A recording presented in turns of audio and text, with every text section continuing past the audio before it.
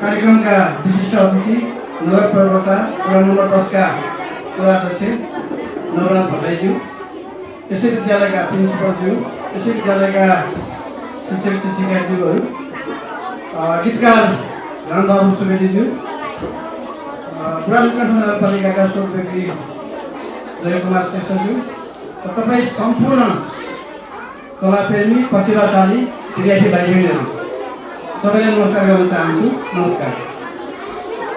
मैले गीतमा तपाईँहरूको प्रतिभा देखेँ। वास्तवमा गीतले दुईवटा कुराको संयोजन गरेको छ। एउटा चाहिँ गीतले दिएको सन्देश निकै महत्त्वपूर्ण छ। हामीले हाम्रो पुस्तकलाई जहिले पनि सफा राख्नुपर्छ। हामी पढ्ने पुस्तकलाई जहिले पनि सफा राख्नुपर्छ भन्ने सन्देश गीतको जुन छ त्यो निकै महत्त्वपूर्ण छ। किनकि हामीले पुस्तकलाई रियुज गर्न जानेका छैनौँ। जस्तो म पढ्दाखेरि मैले अघिल्लो कुनै मेरो दाइले पढेको किताब मैले पढेको थिएँ, अनि मैले त्यो किताब पढिसक्दाखेरि फेरि मेरो भाइले त्यो किताब पढेको थियो। एउटा किताब चाहिँ कम्तीमा 3 पुस्ताले चाहिँ 3 वर्ष चाहिँ पढेको हुन्थ्यो। र हामी चाहिँ अहिले नयाँ किताब किनेको 3 दिनपछि च्यातिहाल्छौँ, फोहोर गरिहाल्छौँ, यसो पढ्न मन लाग्ने बनाइहाल्छौँ। किताब चाहिँ सफा भयो भने पढ्न पनि मन लाग्छ र त्यो किताबलाई चाहिँ अर्को वर्ष फेरि रियुज गर्न सकिन्छ। त्यसो हुँदाखेरि यो पुस्तकको चाहिँ पुस्तक प्रकाशनमा नेपालमा ठुलो खर्च छ, त्यो खर्च जोगिन्छ। तपाईँहरूले चाहिँ हाम्रो बुढालिङ्गन भन्ने किताब पढ्नुहुन्छ, मेरो बुढालिङ्गन भन्ने किताब तपाईँले पढ्नुहुन्छ। त्यो किताबको अगाडि चाहिँ एउटा भनाइ छ, त्यो भनाइ तपाईँले चाहिँ पढ्नु होला। त्यो के भनेको छ भन्दाखेरि हामीले चाहिँ हाम्रो बुढालिङ्गन अथवा मेरो बुढालिङ्गन भनेको कक्षा 1 देखि 3 सम्म मेरो बुढालिङ्गन छ, कक्षा 4 देखि 8 सम्म हाम्रो बुढालिङ्गन भन्ने किताब छ। त्यो किताबलाई रियुज गर्न भनिएको छ अरे। किताब तपाईँ फोहोर नगर्नु होला। हामी अर्को वर्ष चाहिँ 20% मात्रै किताब छाप्छौँ। त्यो किताब छपाइमा नगरपालिकाको धेरै पैसा खर्च भएको छ भन्ने कुरा त्यहाँ लेखिएको छ। र धेरै विद्यार्थीहरूले, धेरै शिक्षकहरूले कुरा थाहा पाउनु भएको छैन। र आजको गीतको सन्देश त्यो छ, हामीले चाहिँ किताबलाई सफा राख्नुपर्छ, यसलाई रियुज गर्नुपर्छ, नाना सफा राख्नुपर्छ भन्ने कुराहरू छ। यसको लागि म हाम्रो गीतकार, वरिष्ठ गीतकार, बाल गीतकार रामबाबु सुवेदीलाई धन्यवाद दिन चाहन्छु। तपाईँ सबैले ताली पड्काएर हाम्रो चाहिँ गीतकारलाई धन्यवाद दिनु पर्यो। र अर्को कुरा चाहिँ हाम्रो गीतकारले के गर्नुभएको छ भन्दा गीतबाट एउटा सन्देश दिनुभयो, गीत लेखेर रचेर एउटा सन्देश दिनुभयो। तर त्यो गीतको गायकको बताउँदा यसै स्कुलको विद्यार्थी हुनुभयो। तपाईँ कसैले नाच्नुभयो, कसैले चाहिँ त्यो गीत गाउनुभयो। त्यो गीत तपाईँले गाएको देख्दाखेरि तपाईँहरूको चाहिँ स्वरमा जुन खालको मिठास, जुन खालको चाहिँ भोलिको प्रतिभाशाली गायक बन्ने, प्रतिभाशाली अभिनय गर्ने जुन सम्भावना गीतले उजागर गरेको छ, त्यो एउटा ठुलो सन्देश हो। हामीले स्कुलदेखि नै, सानो उमेरदेखि नै त्यो प्रतिभाहरूको चाहिँ विकास गर्ने कुरामा ध्यान दिनुपर्छ। त्यसको लागि पनि यो गीतले चाहिँ ठुलो भूमिका निर्वाह गरेको छ भन्ने कुरा भन्न चाहन्छु।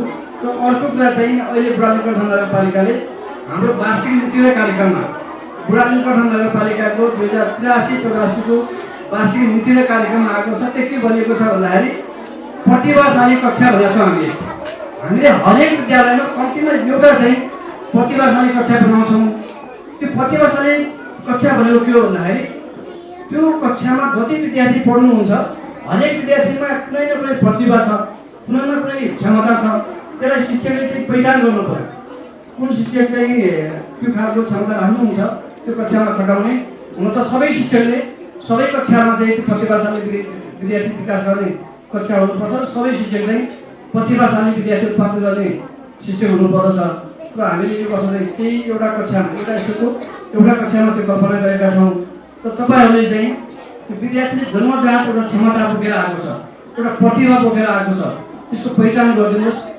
जुन क्षमता र प्रतिभा प्रत्येक विद्यार्थीमा देखिन्छ त्यसलाई चाहिँ विकास गर्ने, त्यसलाई एक्सप्लोर गर्ने र त्यसलाई चाहिँ डेभलपमेन्ट गर्ने काम चाहिँ त्यो शिक्षकले र स्कुलले गरिदियोस् भन्ने खालको हामीले अपेक्षा गरेका छौँ। र हाम्रो त्यो कार्यक्रममा पनि यो गीतले चाहिँ कहीँ न कहीँ कन्ट्रिब्युसन गरेको देखिन्छ कि स्कुलले पनि एउटा कक्षा छानोस्, त्यो कक्षाका सबै विद्यार्थीलाई प्रतिभाशाली विद्यार्थी बनाउने र त्यो कक्षालाई प्रतिभाशाली कक्षा बनाउने चाहिँ पूर्वाधार आजको मितिमा गरोस् भन्ने कुरा राख्दै म यो गीतको लागि फेरि गीतकारलाई र त्यो गीत गाउने, त्यो गीतमा स्वर दिने र अभिनय गर्ने सम्पूर्ण विद्यार्थी भाइ बहिनीहरूलाई शुभकामना दिन चाहन्छु। तपाईँहरू चाहिँ भोलिको एउटा राम्रो गायक हुने, राम्रो अभिनय गर्ने भन्ने तपाईँहरूको क्षमता देखिन्छ। त्यसको म उच्च प्रशंसा गर्न चाहन्छु। धन्यवाद, नमस्कार।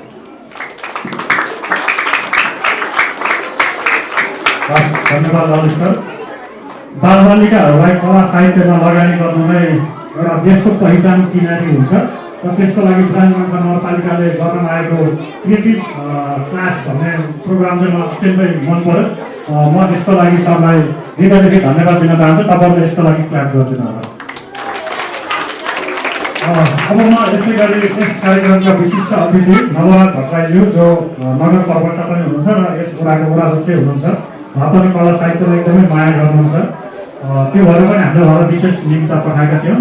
अब यस फिडब्याकको निम्ति म नवराज भट्टराईज्यूलाई स्टेजमा चाहन्छु।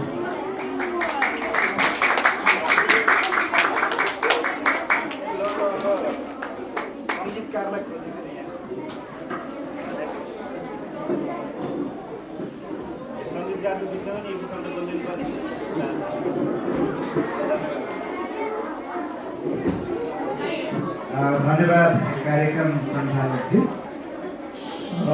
किताब छोरो नेपाल र जोसेफ हाई स्कुलको सहकार्यमा आज रामबाबु सुवेदी आदरणीय व्यक्तित्व रामबाबु सुवेदीको शब्दमा मेरो पुस्तकमा इन माई बुक भन्ने यो सिर्जना आज सार्वजनिकरण कार्यक्रममा उपस्थित भएको आदरणीय रामबाबु सुवेदीज्यू, त्यसै गरी रामगञ्ज नगरपालिकाका शिक्षा महाशाखा प्रमुख ललित विक्रम सिंह सर, त्यसै गरी आदरणीय इन्जिनियर राजेन्द्र सर, डाक्टर पनि अगाडि थपिसक्नु भएको छ भर्खरै हुने कि, त्यसै गरी यस गीतका निर्देशक गोपाल आचार्यज्यू, यसै विद्यालय जोसेफ स्कुलका प्रिन्सिपल आदरणीय मनोज अधिकारी सर, त्यसै गरी जोसेफ हाई स्कुलका सहायक प्रिन्सिपल आदरणीय दीपक अधिकारी सर, त्यसै गरी प्राङ्गण नगरपालिकाका शिक्षाका स्रोत व्यक्ति आदरणीय जय कुमार सर, यो विद्यालयका सम्पूर्ण शिक्षक शिक्षिकाजीहरू र विद्यालयका प्यारा भाइ बहिनीहरूमा प्राङ्गण नगरपालिका वडा नम्बर 10 र मेरो व्यक्तिगत तर्फबाट स्वीकार्नुहोस् हार्दिक अभिवादन, नमस्कार। Good afternoon. Good afternoon. निन्द्रा लागिरहेको छैन नि? भोक लागिरहेको छ? खाजा खाइसकेको हो? आज के गर्न आएको यहाँ? सबैजनाले अभिनय गरेछ? यो गीतमा सबैले गरेको छ यहाँ भयो जति? या कसले गरेको छ हात उठाउनु त?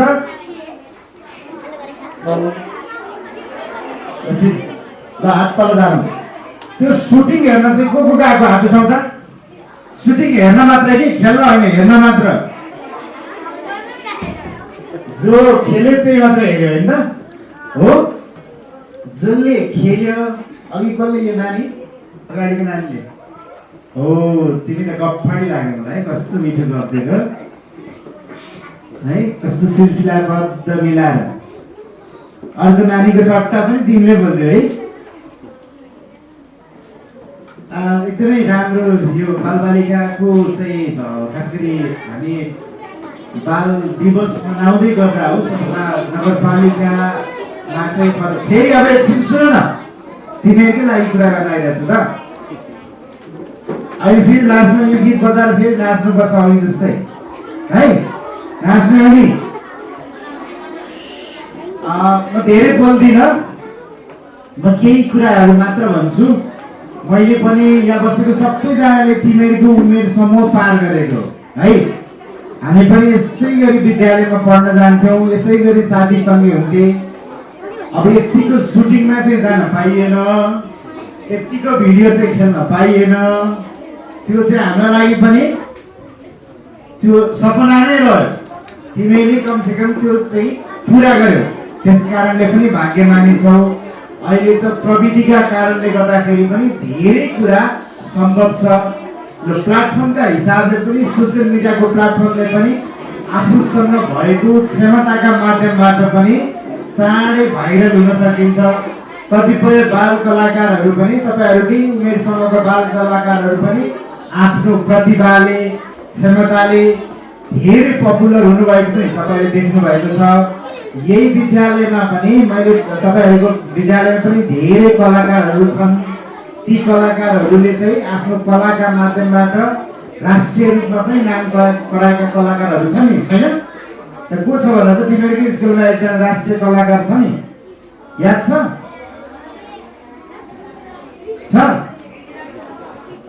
धेरैजना छन्। जोसेफ स्कुलमा त धेरै राष्ट्रिय कलाकार बन्छन् है। यहाँ गायिका पनि छ तपाईँहरूको स्कुलमा, यो सानैदेखि पढेको। त्यस कारणले जोसेफ स्कुलले त्यस्तो प्लेटफर्म दिन्छ। त्यो प्लेटफर्ममा चाहिँ तपाईँहरूले खालि अब बेला बेलामा त विद्यालयले तपाईँहरूकोमा डान्सिङ आइडल, सिङ्गिङ आइडल पनि गरिरहेको छ। त्योबाट पनि तपाईँले सिक्ने कुरा, नाच्न सिक्ने, गाउन सिक्ने त्यस्तो खालको प्लेटफर्म दिइरहेको छ। कम्पिटिसन हुन्छ, त्यो कम्पिटिसनबाट मेडल पनि जित्नुहुन्छ। सँगसँगै ब्रानीगढ नगरपालिकाले पनि प्रतिभाका लागि प्रतिभा खोजी गर्ने काम गरिरहेको छ, कम्पिटिसन गरेको छ। ब्रानीगढ नगरपालिका भित्रका विद्यालयहरूको बिचमा पनि सिनियर र जुनियर क्याटेगोरीमा धेरै इभेन्ट गरिरहेको छ। यसले के गर्छ, कक्षा कोठामा पढ्ने सँगसँगै आफूलाई पढ्नुको अलावा आफ्नो इन्ट्रेस्ट लागेको सब्जेक्टमा चाहिँ अब करियरको कुरा गर्दै गर्दा भोलि पर्सि सबै बाबु हिजो अस्ति के भनेको थियो भने बाबु नानीलाई सोध्दै गर्दाखेरि चाहिँ मेरो छोराछोरी के बन्ने भन्दाखेरि धेरै अधिकांशले के भने डक्टर बन्ने, इन्जिनियर बन्ने भन्ने सुनिन्थ्यो भने आज अब कलाकार बन्ने होइन। कलाकारितामा पनि म नृत्यसँग स्पेसलिस्ट हुन्छु, म गायनसँग स्पेसलिस्ट हुन्छु, म नाट्य विधामा चाहिँ अभिनयका लागि चाहिँ स्पेसलिस्ट हुन्छु भन्ने ठाउँमा पुगेको छ नि। अनि स्पोर्ट्स कसैका लागि स्पोर्ट्स रुचिको विषयको छ भने स्पोर्ट्समै केही गर्छु भन्ने पनि छ नि त। भनेपछि फरक भएको छ, समय परिवेश फरक बदलिएको छ। त्यस कारणले हामी पनि चाहन्छौँ कि बालबालिकाको इच्छा चाहना अनुसार अभिभावकले त्यहाँ लगानी गर्नुहुन्छ र सँगसँगै विद्यालयले पनि त्यो इन्भाइरोमेन्ट दिन्छ। विद्यालयका अलावा अरू कुनै विषयवस्तुको एक्सपर्ट हुनुहुन्छ भने त्यो विज्ञहरूले पनि त्यो प्लेटफर्म दिनुहुन्छ। स्थानीय सरकार भएका स्थानीय सरकारले पनि प्लेटफर्म दिन्छ, सङ्घीय सरकारले पनि प्लेटफर्म दिन्छ, प्रादेशिक सरकारले पनि प्लेटफर्म दिन्छ। र सबैहरूले राम्रो गीत गाउनु भएको छ। तपाईँहरू सबैजना बधाईको पात्र हुनुहुन्छ। आदरणीय रामबाबु सुवेदीज्यूलाई यहाँको यो सृजना, यहाँको यस्तो बाल साहित्यप्रति यहाँको रुचिको कारणले गर्दाखेरि पनि यो सम्भव भएको हो। यहाँको यो टिम इफोर्टका कारणले म हार्दिक आभार र कृतज्ञता व्यक्त गर्न चाहन्छु। बाल मनोविज्ञान बुझेर बालबालिकालाई केन्द्रमा राखेर यो काम गर्ने कुराले चाहिँ हाम्रो भविष्य सुनिश्चित बनाउनका निमित्त, बालबालिकाको भविष्य सुनिश्चित बनाउनका निमित्त र बालबालिकालाई सानै उमेरदेखि चाहिँ यस्तो खालको एक्सपोजर दियो भने भविष्यमा एउटा क्यापेबल नागरिक बनाउनका लागि यो अभियानहरू चाहिँ एसिस्टेन्ट टुलको रूपमा काम गर्नेछन् सबै सेक्टरबाट। आजभोलि बालबालिकाको चाहनालाई हेरेर अभिभावकले पनि धेरै इन्भेस्टमेन्ट गरिरहनु छ। कला, साहित्य र सृजनामा त्यो खालको इन्भेस्टमेन्ट भइरहेको कुरा चाहिँ हामी सोसियल मिडियामा बगरत देख्न सक्छौँ। सोसियल मिडियाको प्लेटफर्महरूमा पनि त्यो उपस्थित देखिन्छ। आज मोडलिङका हिसाबले पनि बाल कलाकारहरूको उपस्थित त्यतिकै देखिन्छ र फिल्म मेकिङमा पनि बालबालिकाको उपस्थित त्यतिकै देखिन्छ। यो कुरा चाहिँ खास गरी बालबालिकालाई सेन्ट्रिक गरेर गर्न खोजेको छ र ब्रानीगढ नगरपालिका वडा नम्बर 10ले पनि बालबालिकालाई सेन्ट्रिक गरेर धेरै कामहरू गरिरहेको छ। हामी तपाईँहरूको विद्यालयमा बेला विभिन्न कार्यक्रमहरूका माध्यम पनि आइरहेका छौँ र अहिले मैले छुटाउनै नहुने विषयवस्तु यो वर्ष ब्रानीगढ नगरपालिका वडा नम्बर 10ले कोपिलाका कुरा मार्फत कोपिलाका कुरालाई नयाँ ढङ्गले लेखनकला.com भनेर वेबसाइट बनाएको छ, जहाँ तपाईँले लेखेको कविता, तपाईँले लेखेको निबन्ध, तपाईँले लेखेको समाचार र तपाईँले लेखेको कथालाई चाहिँ हाल्न मिल्ने प्लेटफर्मको रूपमा त्यो बनाएका छौँ। त्यसको प्रमोट गरेका छौँ। यहाँ एउटा लेखन क्लब पनि बनाएको छ, राइटिङ क्लब पनि बनाएका छौँ। त्यो राइटिङ क्लबले बेला बेलामा कार्यक्रमहरू गर्छ। त्यो राइटिङ क्लबलाई चाहिँ हामी वर्कसप पनि केही अगाडि गरेका छौँ र भविष्यमा पनि अरू एक्सपर्टहरू लिएर आएर चाहिँ तपाईँहरूको लेखन कलालाई सुधार्ने, लेख्ने कुरालाई चाहिँ प्रमोट गर्ने अभियानमा छौँ। यसमा विद्यालयलाई पनि हामीले फेरि पनि मैले पुनः झकझक्याउन चाहेँ र बालबालिकाको सृजनालाई चाहिँ बालबालिका सृजनशीलताका निमित्त हामीले यो प्लेटफर्मलाई चाहिँ भरपुर प्रयोग गरिदिनु हुन म आग्रह गर्न चाहन्छु। र तपाईँसँग कुनै स्केच छ, तपाईँहरू बालबालिका पेन्टिङ अथवा स्केचमा तपाईँहरूको रुचि छ, तपाईँहरूले गर्नुहुन्छ भने त्यो पेन्टिङ स्केचहरूलाई पनि त्यो प्लेटफर्ममा हामी ठाउँ दिन सकिन्छ, त्यहाँ प्रकाशित गर्न सकिन्छ। यसले हामी सोचिरहेका छौँ कम्पिटिसनको भावना पनि सिर्जना गरोस्, त्यसले गर्दा चाहिँ नयाँ नयाँ सिर्जनाहरू चाहिँ सिर्जना गर्नका लागि चाहिँ आफूलाई घुटुटिरहोस्। यो कुरा चाहिँ हामी प्रमोटिङ वेमा फेरि पनि यो वर्ष पनि त्यसलाई नवीन ढङ्गले अरू कार्यक्रमहरूका माध्यमबाट हाम्रो बालबालिका क्लबलाई स्ट्रेन्थिङ गर्ने, त्यसै गरी किडो ट्रेनरको माध्यमबाट चाहिँ उद्यमशीलता बालबालिकालाई सानै उमेरदेखि उद्यमशील बालबालिका बनाउनका लागि त मलाई अस्ति इन्ट्रेस्टिङ लाग्यो। तपाईँहरूकै विद्यालयमा कक्षा 8मा पढ्ने एकजना दिदी, अब तिनीहरूको उमेर समयले एकजना दिदी कक्षा 8मा पढ्ने दिदीले चाहिँ अहिलेदेखि नै उसको बाबा आमाले इन्भेस्टमेन्ट गरिदिनु भएको छ, उनले अनलाइन बिजनेस गरेर पैसा कमाइरहेको छ।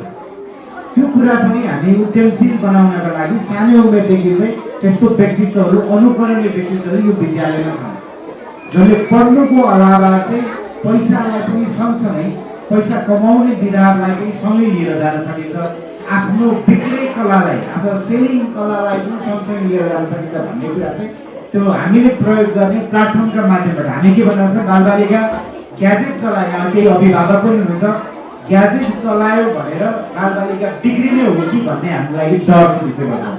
तर ग्याजेटलाई सही प्रयोग गर्यो भने, सही समयमा उचित समयमा ग्याजेटलाई प्रयोग गर्यो भने त्यस्तो प्लेटफर्मबाट अहिले तपाईँहरूले मलाई अहिले धेरै व्यक्तिहरूले चाहिँ फेसबुकमा रिलै बनाएर टिकटक बनाएर पनि मनग्गे आम्दानी गरिरहेको छ आफ्नो कलाका माध्यमबाट।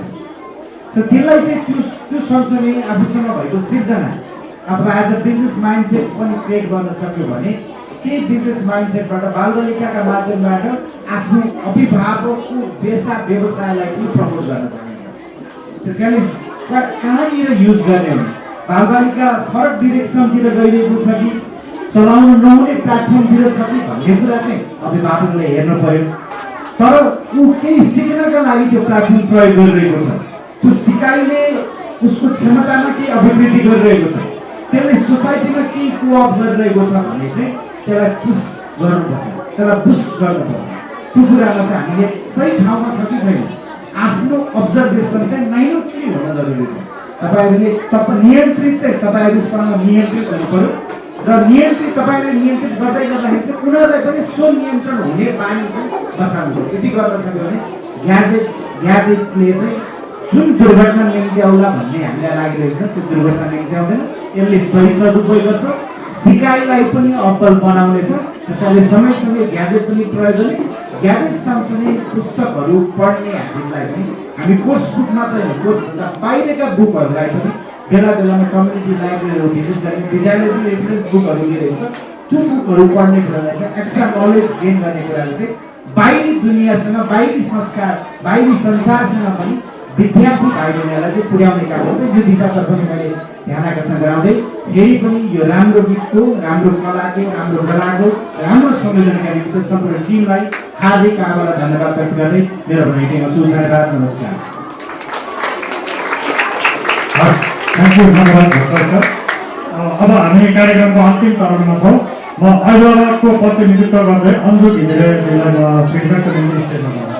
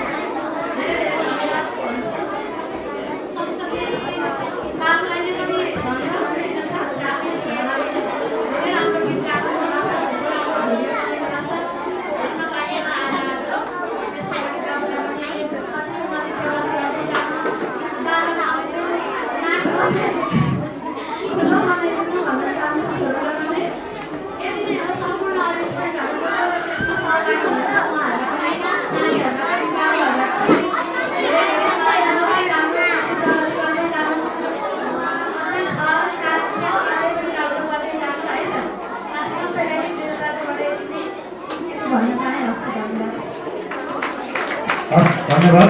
अब अन्तिम व्यक्तिको रूपमा म जय कुमार श्रेष्ठसँग पनि आफ्नो छोटो फिडब्याकको निम्ति म स्टेजमा बोलाउँछु।